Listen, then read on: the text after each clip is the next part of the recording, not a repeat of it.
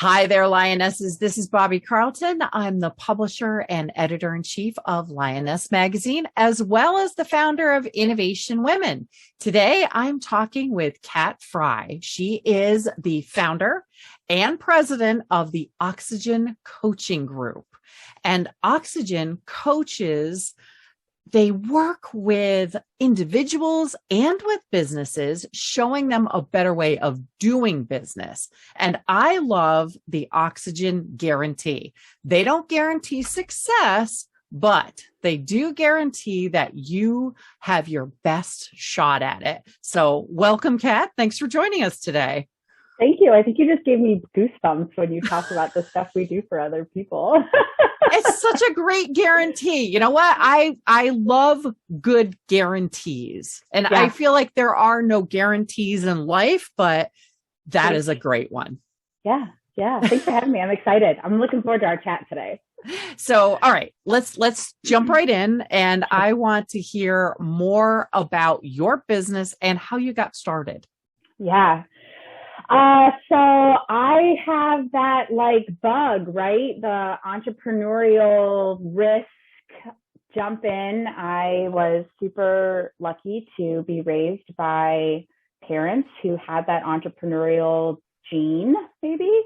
My dad, that I was gifted in life, was an extremely successful businessman himself, taught my children that great risk and stretch piece, which you hear me talk about often in our training.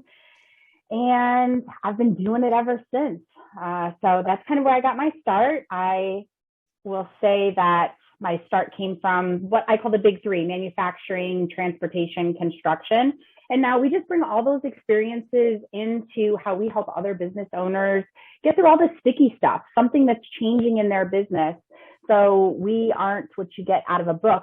We are all the experiences that we screwed up, and we try to kind of shorten that learning curve because we're all a bunch of stubborn entrepreneurs together.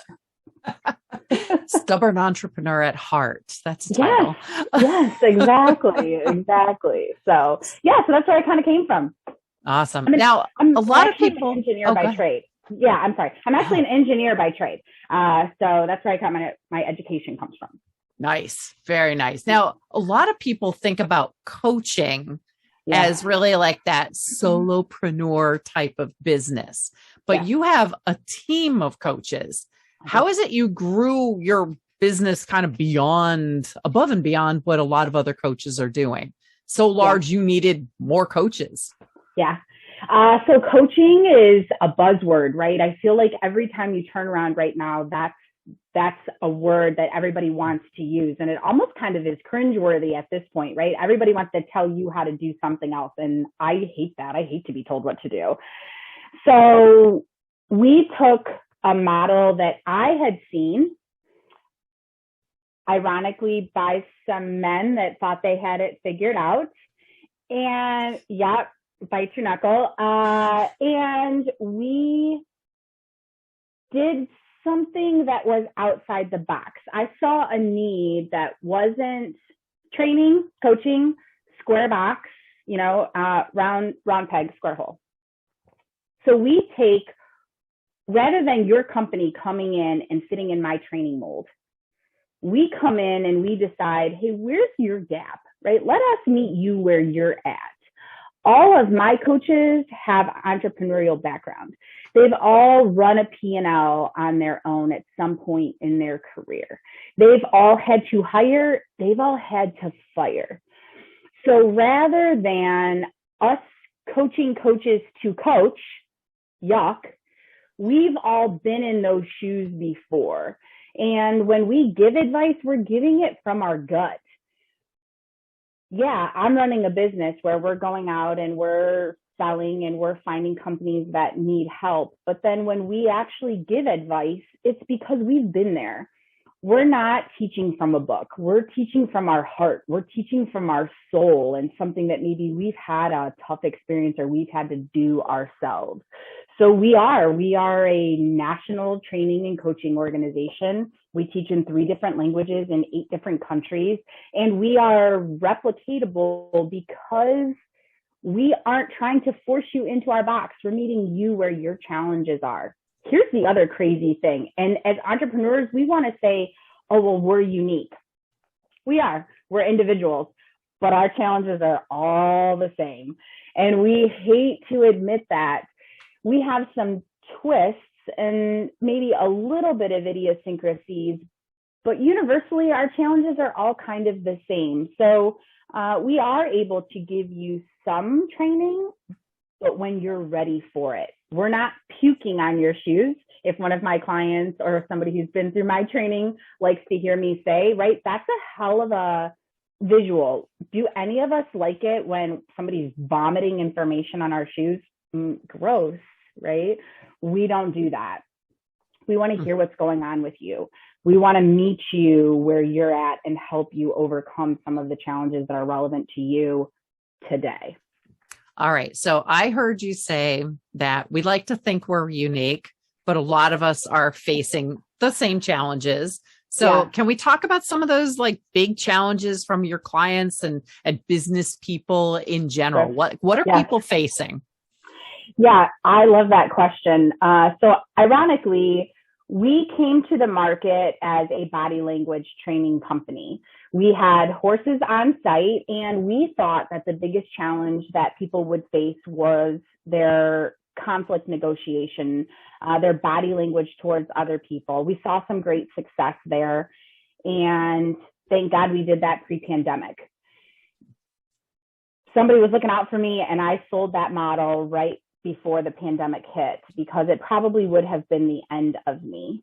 Now we are a totally virtual training center, and we are able to give you what we thought was sales and leadership training, being what we thought was going to be the biggest obstacle. Now we see things like employee shortages,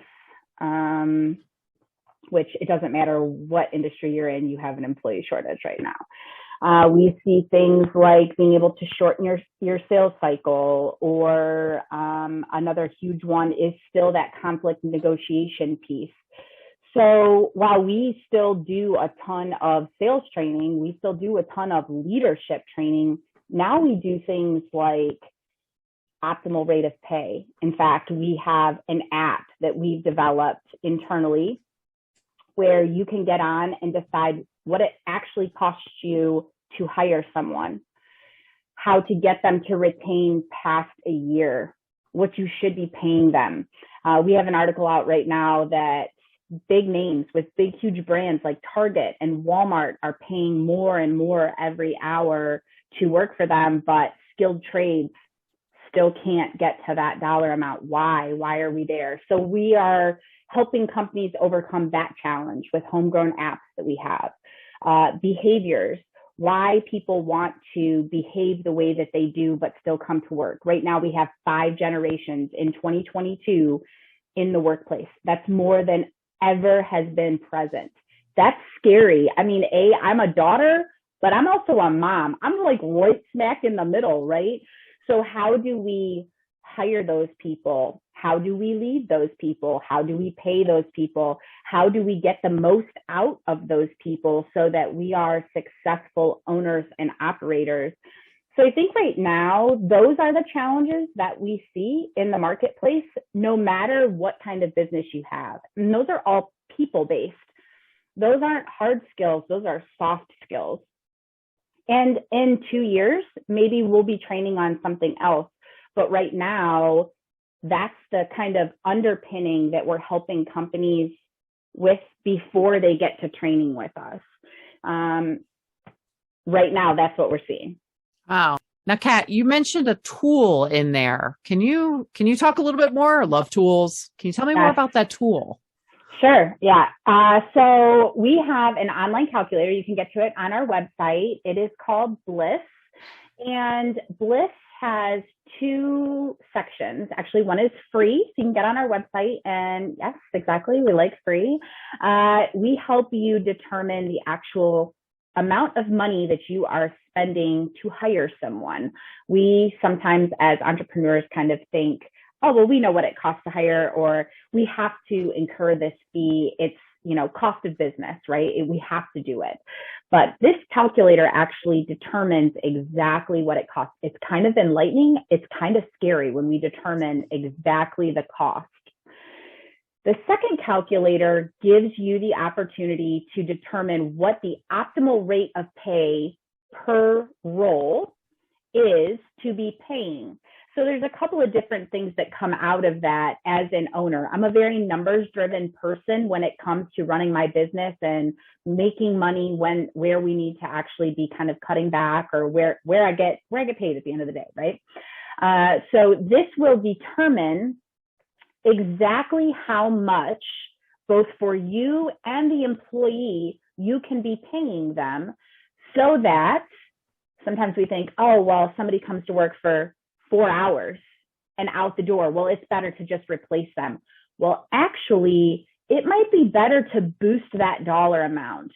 Or if we've got supervisors, boost that dollar amount. Now they've got knowledge. Now we've got compensation. Now we've got benefits, all of those pieces. So we produce for you a graph. It's on a bell curve. It'll tell you, hey, we think the optimal rate is here, but if you could pay a little less, here's where it is. If you don't have the money, you can't pay them. So we understand that. We give you information, and we tell you what to pay to retain them to a year, to 2 years, exactly what it's going to take, and allow you to make that distinction that fits your model and fits the numbers. We are the only one out in the market that's doing this right now. We actually have all the trademarks, all the fancy, legal pieces, but we were doing this for customers prior to having the online calculators manually. And the feedback from our customers were, hey, we didn't know how to do this. We didn't realize all these outside pieces were costing us so much money.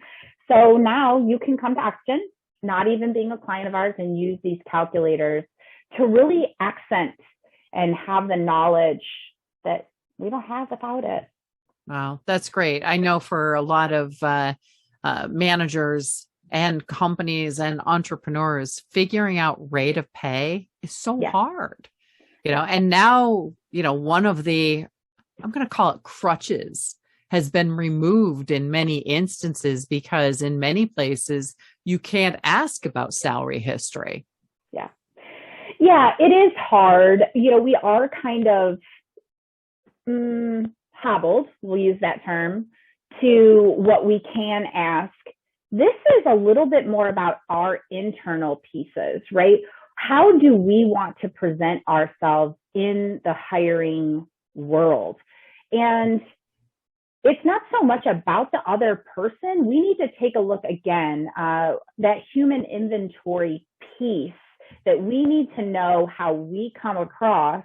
Again, we're competing with people like big brands that come right out and they're offering a lot of money.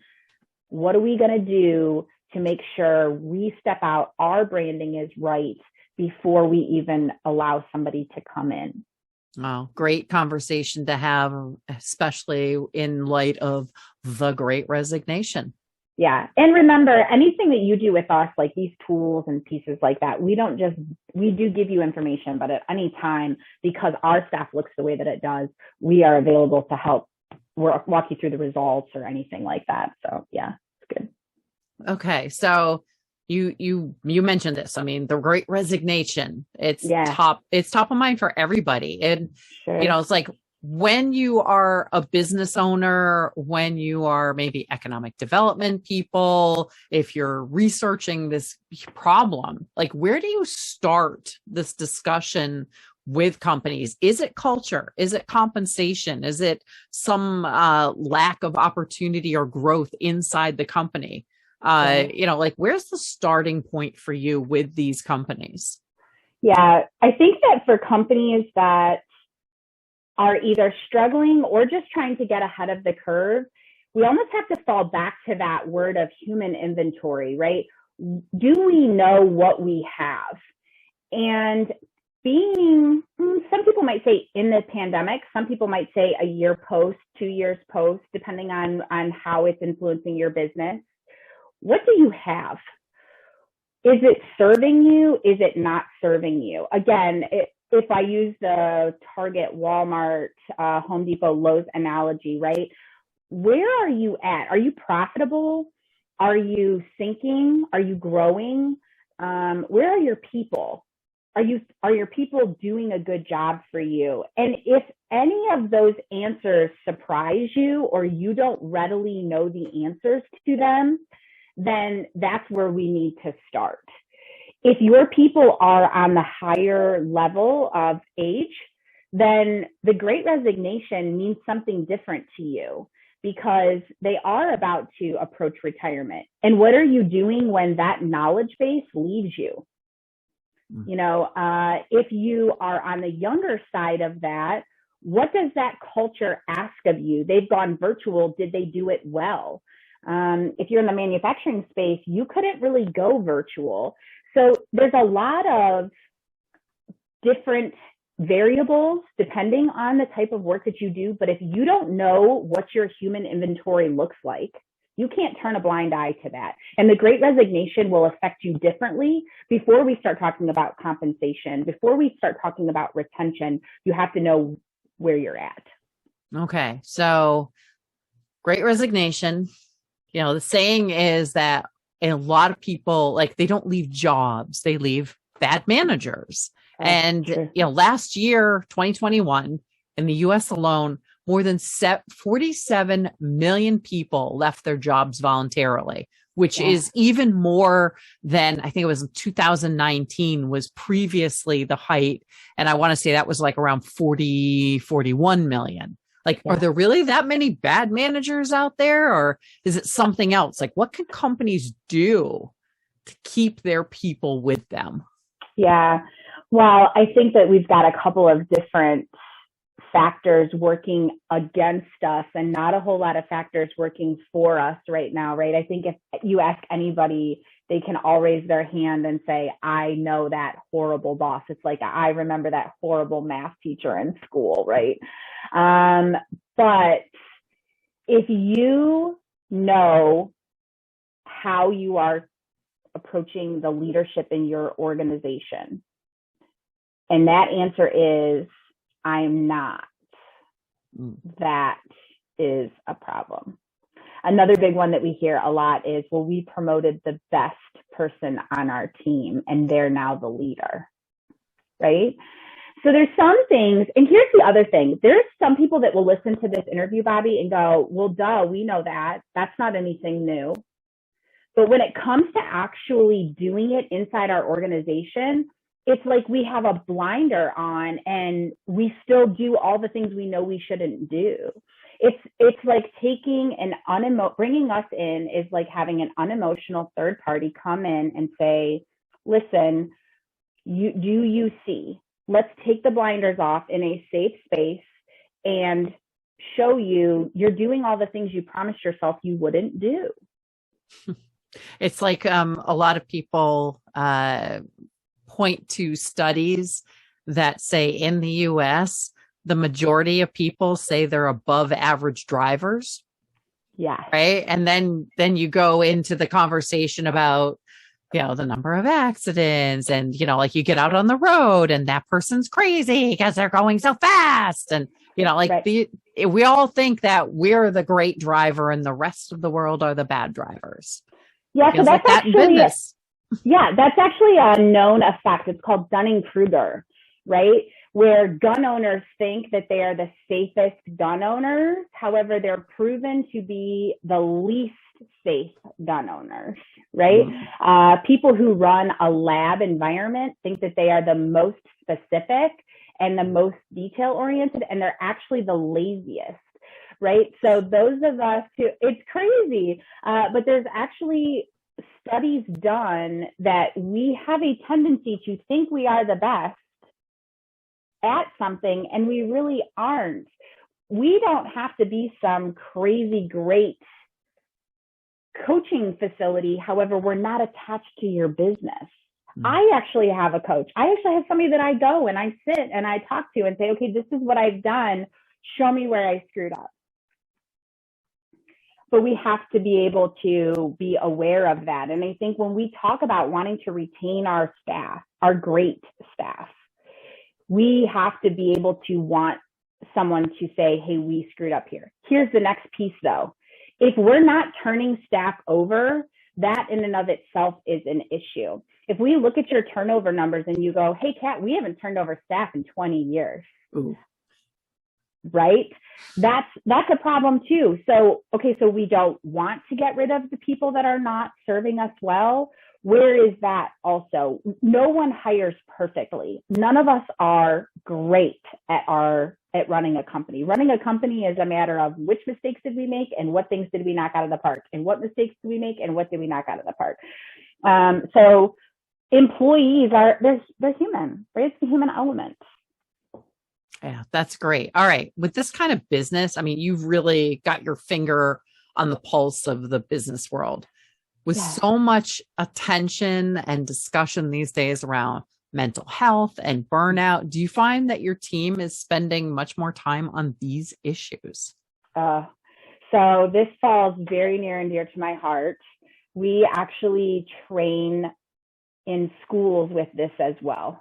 So this is near and dear to my heart enough that I personally believe the best way to combat mental health is to go into our schools and teach children to have a message of hope, health, and strength, and learn to handle themselves and their mental health better. Because as adults, it's not like we are incapable, but we should have learned when we were younger, right? So then we take that same message and we teach the demographic that is then their parents. Because here's the scary statistic. 40-year-old white males and females have a higher suicide attempt rate than that of teenagers. Right, heavy. And that is the demographic who has kids in school. Why? Because we go to work, we bring it home, and then what do we do with it? Right? We have the weight of our children, bills, work. But you know what we see? We see kids who we've given that knowledge to, see their parents come home, they visibly see the weight on their parents' shoulders, and they say, hey, mom, hey, dad, do you know what might help? A breathing exercise. Or I write in my journal, why don't you try to write it down? And we see this almost like back and forth piece of knowledge exchange that is so incredibly powerful. So we took this piece of curriculum that's actually developed out of an organization out west in the US, and we teach it in our professional development curriculum so that it's going both ways. And then our coaches reinforce it on a weekly basis when our clients need it. We cannot perform in our roles, work, mom, dad, church, best friends, any of those pieces higher than we see ourselves conceptually. So we have to address this kind of mental health piece, or we are not ever going to be able to show up, collaborate, be able to move this world, however you see it, into a better place. As women, business owners, we do the same work in the veteran PTSD space, all of those things. And that's how, as an organization, we give back. We are seeing it every day. Wow. All right. I happen to know that you're an author. I'm a new author. Totally changing direction here. I happen to know that you're an author. All right. I want you to tell me about that new author glow. Oh my gosh. Okay. So I am a co-author of a book called The Rising Sisterhood. It is a conglomerate of women who are putting their stories out to also be heard in this mental health space. And the book releases June 2nd of 2022. So based on the fact that you and I are talking today, just in a few days. And I was fortunate enough to be able to speak to why Oxygen came about, Mm. and the ability to have been raised by my biological father in a very women don't have a voice environment, and then to be given my dad and be taught how to be an entrepreneur. I also have all brothers. I have a son. I have a slew of uncles. And so to be in an environment where women can have a seat at the table, and how we give women a voice today and allow men to support women in their journey. So it's awesome. Yeah, my chapter is called Breathe, and I'm excited about it. Oh, that's terrific. We'll have to look for that, and we'll pop a link into the story. So yes, thank you so much. It's awesome. All of the proceeds go to a nonprofit called Girls Inc. Oh, yay. Love Girls Inc. Terrific organization. Yeah. All right. As we close up our time today, I'd love it if you could share some top tips, some advice for other women entrepreneurs and business owners out there. Yeah. Wow. So I think my best advice for other women entrepreneurs would be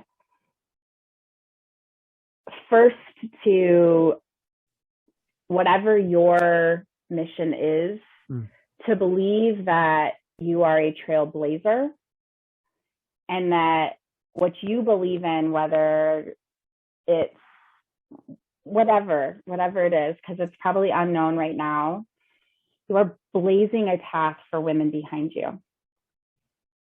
And it is lonely and it is scary, but you have to be a trailblazer. There is a unique being in women who can be entrepreneurs, and you can get on a path that somebody else took, but for the love of all things holy, be a trailblazer. I left my daughter in North Carolina all by herself a few years ago, and I said, young lady, blaze a new trail, because someone is coming behind you and she thinks you're awesome. Wow. All right. Thank you. And we have been talking today with Kat Frey. She is the founder and president of the Oxygen Coaching Group. Thank you so much. Thanks, Bobby.